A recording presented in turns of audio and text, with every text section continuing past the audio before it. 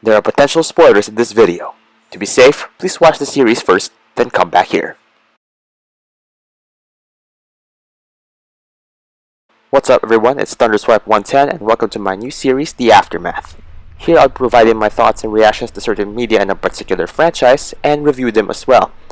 For now, content will revolve around the Transformers franchise, and if this video performs well, I might branch out a different franchise like the MCU for example. But for today, we'll be taking a look at the newly released Netflix War for Cybertron series.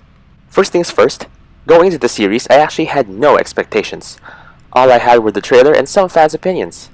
I actually had no intention to watch it, mainly because it's another G1-esque show. Don't get me wrong though, while I respect G1, it just seems repetitive to keep going back to these designs and plotlines. However, since it's been a while since I've enjoyed the Transformers cartoon and quarantine has me kinda bored, why the hell not? Overall, it's a decent series, but it's not without its faults. Keep in mind the bar was set by Transformers Prime and Robots in Disguise. With that in mind, let's begin. We begin with the story. At a glance, it's a pretty interesting one. It gave me a War for Cybertron or Fall of Cybertron vibe, and it kinda felt like I was playing a video game. It's quite rare to see this gritty and dark chapter of Transformers explored more in mainstream fiction. But there were just some parts that felt really unnecessary. Ultra Magnus, heroic he may be in his sacrifice, seemed like everything was in vain. He was said to be this great military commander within the Autobots, but having his plan backfire spectacularly before him said otherwise. Or maybe it was just me. I'm aware war can cause desperation among us combatants, but he just looked like he did everything without thinking clearly. Moving on, we have the voice acting. Yes, I know good voice acting isn't easy, but I really think it could have been done so much better.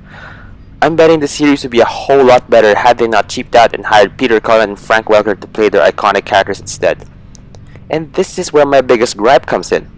Some of the voices come off weird, especially that of Optimus.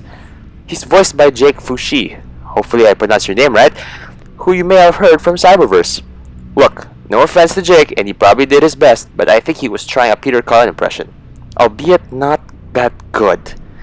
When Optimus gave his trademark speeches to the Autobots before they went into battle or exchanged banter with Megatron, he sounded like an angsty teenager trying very hard to be respected among his peers. He didn't have the gravitas or motivation Peter Cullen had when he did his speeches. I think he would have been better off creating his own version of Optimus, just like what David Kaye did in Animated. Had he been cast as Orion Pax though, maybe it could have worked better? As for the other characters, most of them sounded a little too similar to each other, especially the Decepticons.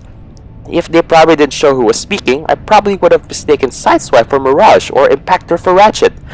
A shame the actors didn't really try to give something unique for each of their characters. Now let's move on to the stuff that I actually like. Animation was better than I expected in comparison to the Combiner Wars and Titans Return models, although they were still a little clunky, especially with the bots' odd run cycles.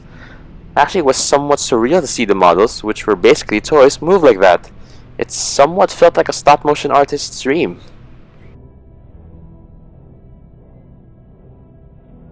Any semblance of violence in a Transformers cartoon is always welcome in my book. Or maybe I'm just used to the movie or Prime universes. It was really refreshing to see gore, death, and dismemberment in a series that is supposed to be about war. Looking at you, Robots in Disguise. Although the fight sequences could still have been better, they mostly just resorted to the usual bots shooting against generics.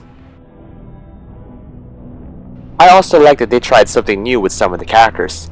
Seeing a more violent Jetfire running with the Decepticons is something I was not expecting. And don't even get me started with Bumblebee. While I'm not fond of his characterization here, but it's a little refreshing to see him portrayed somewhat other than the mute, brave, lovable, or loyal scout I've always known him for. Also, hearing Shockwave with a slimy, Starscreamish voice is something I don't really approve of, but kudos to the creators for trying out new things with these iconic characters. Also, making Optimus a wimp for his intro scene. That's probably a first, but I could be wrong. In conclusion, a nice surprise. A nice kind of return to form in my opinion as to what makes a good Transformers series. Interesting characters, a dark, gritty, and occasionally humorous story, and appealing animation. I would have preferred it if they used them Prime or Movieverse designs, but I'd be contradicting my own opinion of repetitive designs and plotlines. But for what it's worth, a decent watch, and I'll definitely be looking forward to the next 2 seasons. Surely wish it was also longer. If you made it to the end, thanks a lot. Be sure to leave a comment, give a like, and subscribe to my channel. Make sure to follow my Instagram for updates on my current projects and shots of the bots. Once again, thanks for watching.